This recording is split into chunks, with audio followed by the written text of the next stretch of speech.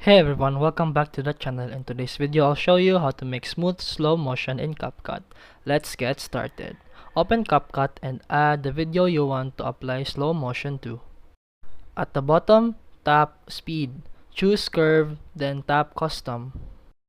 Tap the curve again to edit. You'll see a line with a few dots. These control your speed. Add more points by tapping Add Beat.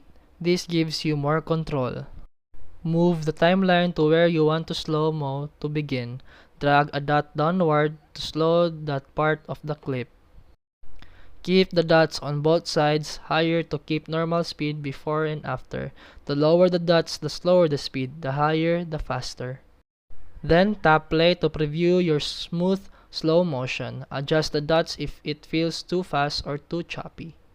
And that's it for today's video. If you found this helpful, please like and subscribe for more videos. See you in the next one.